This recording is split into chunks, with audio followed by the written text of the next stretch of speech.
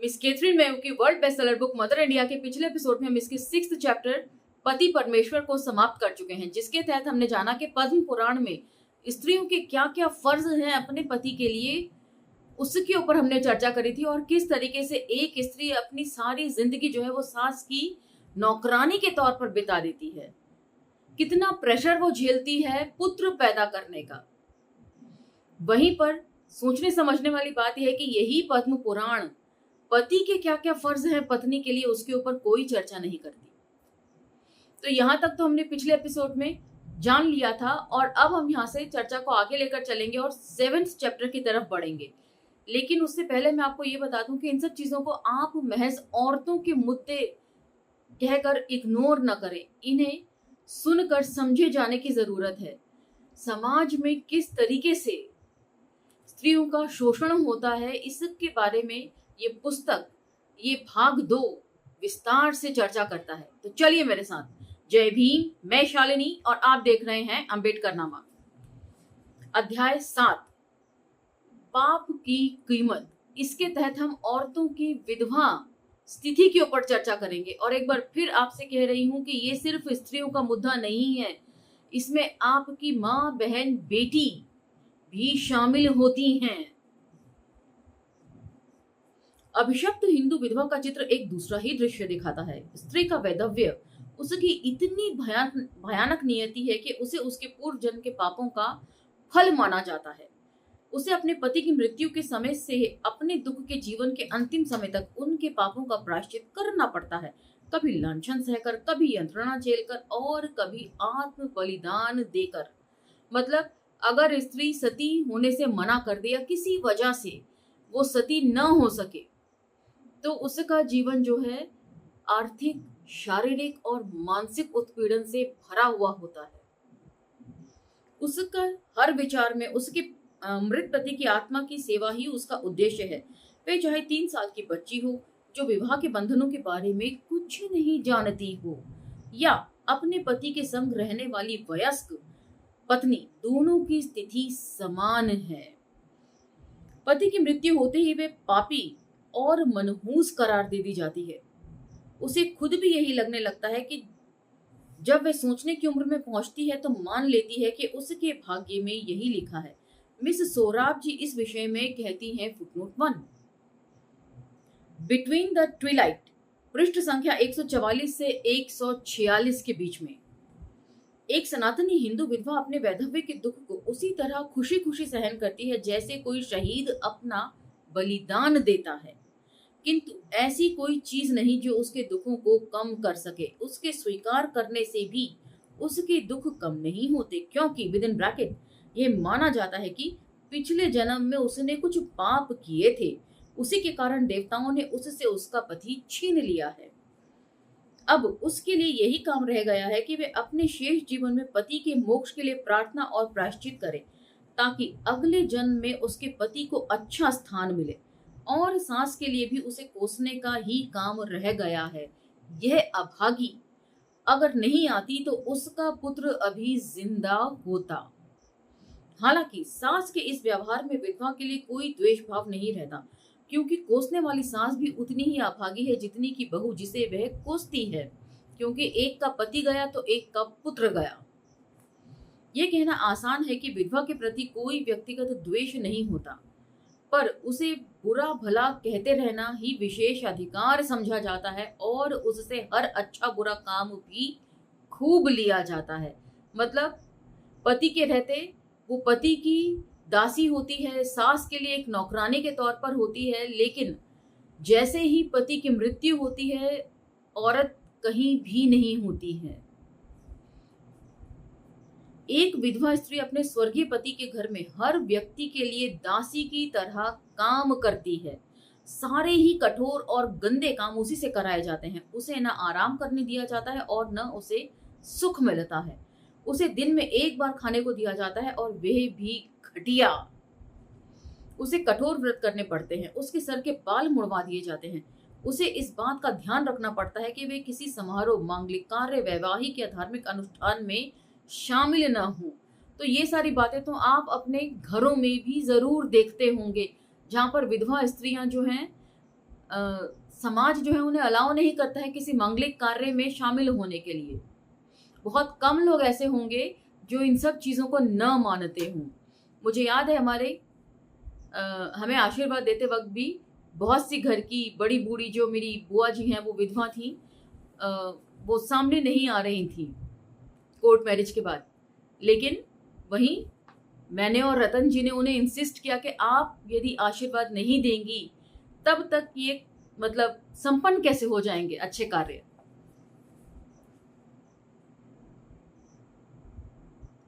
और किसी गर्भवती स्त्री तथा उस व्यक्ति के सामने न आए जिस पर उसकी झलक पड़ने से उसका नुकसान हो सकता है। अगर किसी को उससे बोलना या बात करना होता है तो वे उसे उल्हाना भरे शब्दों से ही बोलते पूछते हैं। वे खुद ही अपने दुखों की पुजारिन होती है और उसी दुखमय जीवन को जारी रखना उसका एकमात्र पुण्य कार्य रह जाता है।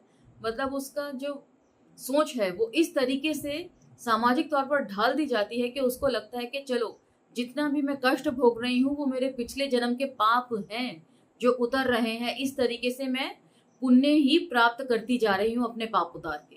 तो ये उसकी सोशल कंडीशनिंग है।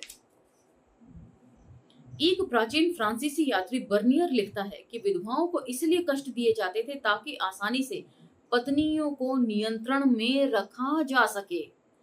वे पत्नियों की बीमारी के समय उनकी खूब सेवा करें और अपने पतियों को जहर देने से डरें। Footnote 2। Travellers in the Mughal empire 1656 to 1668 ईस्वी।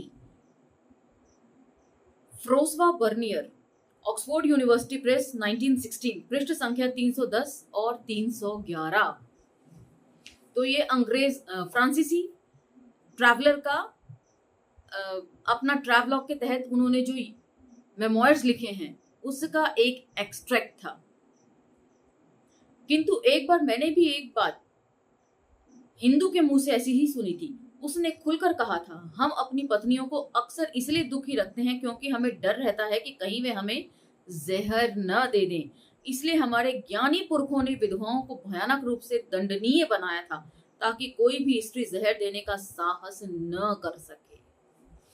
तो सोचिए, जब मनु का विधान लिखा गया था तो उसके पीछे कितने प्लान्ड तरीके से चीजों को रखा गया था। सबसे पहले जो है विधवा को प्रताड़ित करने के नियम बनाए गए कि यदि औरत जो है उसके मन में ऐसा डर बिठा दिया जाए कि हाय अगर मैं विधवा हो गई तो मेरे को क्या क्या भोगना पड़ेगा। पति चाहे कितना ही क्रूर हो, कितना ही अय्याश हो, उसमें सारे ऐब हों, उसके बावजूद भी पत्नी यही चाहे कि मेरा पति जो है वो जिंदा रहे, क्योंकि इसके मरने के बाद मेरी और भी ज्यादा दुर्गति होने वाली है। स्त्रियों को डराने के लिए विधवाओं को इतने कष्ट दिए गए हैं। सोचिए कितना विकृत मानसिकता यानी कि करप्ट माइंड की सोच है ये सारी चीजें। भारत के अनेक भागों के जेलों में मैंने महिला कैदियों के वार्डों में कुछ ऐसी महिलाओं को देखा है जो अपने पतियों की हत्या के जुर्म में सजा काट रही थी। ऐसे मामले दुर्लभ मानसिकता के हो सकते हैं और शायद उन्माद अर्थात हिस्टीरिया के भी। तो यहाँ पर मैं आपको एक फिल्म सजेस्ट करना चाहती हूँ, फिल्म जिन्हें मतलब आसानी से आप समझ सकते हैं इन मुद्दों के साथ जोड़कर। आपको याद होगा एक फिल्म थी ऐश्वर्या राय की, प्रोवोक्ड। उसमें इसी तरह का मुद्दा डिस्कस किया गया था कि एक स्त्री हर दिन अपने पति से प्रताड़ित होती है और पानी जो है वो इस हद तक सर के ऊपर से निकल जाता है कि एक पत्नी अपने पति को जलाकर मार डालती है। और इंग्लैंड की अदालतों में बाकायदा ये केस चला था और उस औरत ने ये केस जीता भी था। तो ये फिल्म आप देख सकते हैं प्रोवोक। और विधवाओं की कितनी बुरी हालत है, इसके लिए मैं आपको सजेस्ट करूंगी दीपा मेहता की फिल्म जो है वाटर, 2005 में या 6 में आई थी ये फिल्म। उसमें आप देखेंगे कि 60 साल की बूढ़ी से लेकर 6 साल की बच्ची तक के साथ कितनी बदसलूकी की जाती है, खाने के लिए कितना उन्हें तरसाया जाता है और शारीरिक शोषण की हद ये हो जाती है कि एक छोटी सी बच्ची के साथ भी बलात्कार करने से ब्राह्मण जमींदार बाज नहीं आते। वाटर फिल्म दीपा मेहता कि आप जरूर देखिएगा और provoked Aishwarya Rai starrer movie भी देखिएगा। उसके अलावा प्रेम रोग फिल्म भी इन्हीं मुद्दों के ऊपर आपने जरूर देखी होगी। और लेटेस्ट में अमेजॉन प्राइम पे the colour pink Neena Gupta starrer, वो भी आप देख सकते हैं, विधवाओं के ऊपर ही बनी हुई है। वो एक ट्रू इंसिडेंस के ऊपर है, ये भी मैं आपको बता दूं। चलिए टेक्स्ट पर लौटते हैं। क्योंकि सती की घटनाएं भी यहीं पर होती हैं, जहां नई विधवा अपने कपड़ों पर तेल उड़ेलकर आग लगाकर मर जाती है और इस तरह का काम को वह सबसे छिप कर करती है। ऐसा शायद वह इसलिए करती है क्योंकि वह विधवाओं की नियति देख चुकी है। वह जानती है कि उसे नौकरानी और दासी बना दिया जाएगा, उसे भूखा रखा जाएगा, उस पर तमाम पाबंदियां लगाई जाएंगी, उसका यौन शोषण भी होगा और इससे बचने का उसके पास एकमात्र उपाय यही है कि वह इस दैवी नियम को अपना ले, मतलब सती होना स्वीकार कर ले। सोचिए कितना प्रताड़ित किया जाता होगा एक विधवा को समाज के अंदर, कितना हर तरीके से उसको शोषण उसका किया जाता होगा कि उसे अपनी जिंदगी खत्म करना ज्यादा बेहतर लगता होगा। विदेशियों के बनाए हुए तमाम कानूनी निषेधों के बावजूद वे सती की धर्म सम्मत प्रथा को अपनाकर वर्तमान नरक से बच जाती है और अपने अच्छे पुनर्जन्म की आशा करती है।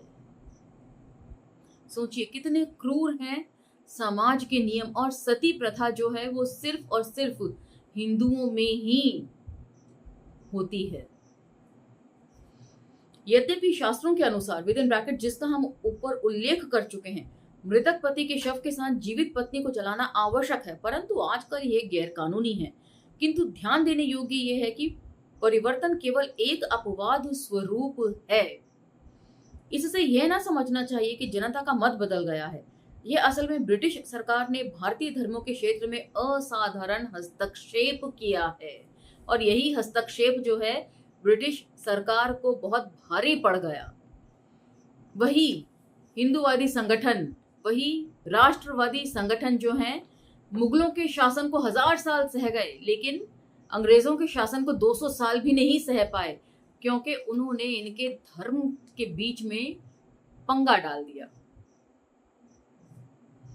ब्रिटिश गवर्नर ने लगभग 29 वर्ष पहले ही, जब भारत का शासन प्रत्यक्ष रूप से ब्रिटेन के ताज के अधीन नहीं आया था, सती प्रथा पर रोक लगा दी थी। फुटनोट 3 देखिए 1829 का रेजोल्यूशन, 1829 के रेजोल्यूशन की यहाँ पर बात लिख रही हैं ये।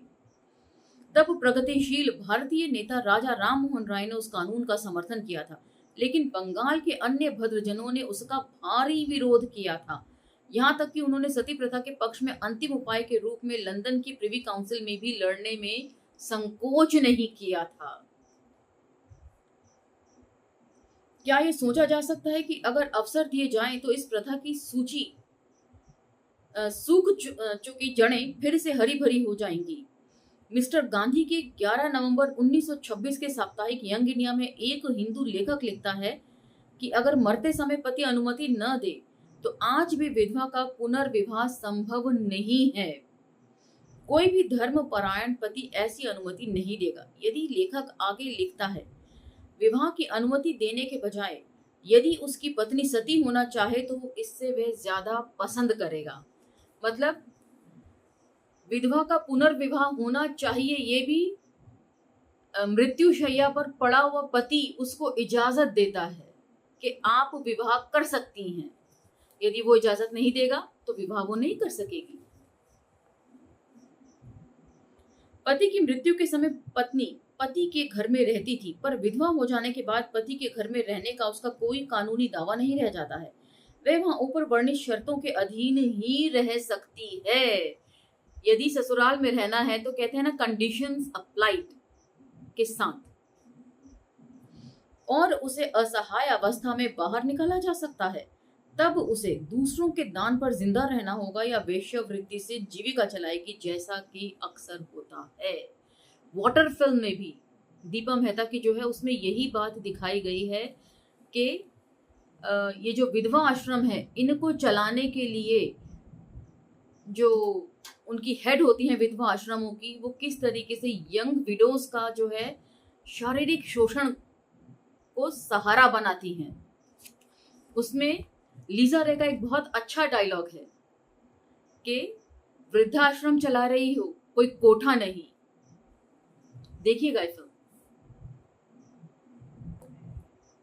प्रायः ये विधवाएं मंदिर की भीड़ में या तीर्थ स्थलों की गलियों में सूखे चेहरे और घुटे हुए सिरों में, जिन पर अभागे बुढ़ापे के कारण सफेद खूंटी वाले सख्त बाल दिखाई देते हैं, भीख मांगती हुई मिल जाती हैं। जहां कभी कभी कुछ कंजूस भक्त उन्हें मुट्ठी भर चावल खैरात कर देते हैं।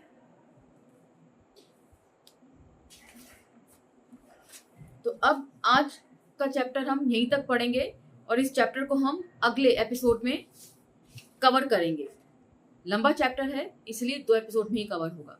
तो अब मुझे इजाजत दीजिए और अगले एपिसोड में मैं फिर आपके सामने हाजिर हो जाऊंगी। लेकिन यदि आपको ये वीडियोस इंफॉर्मेटिव लगती हैं और आप समाज में कुछ बदलाव की उम्मीद रखते हैं तो इन वीडियोस को जरूर स्प्रेड कीजिए। मिलते हैं अगले एपिसोड में।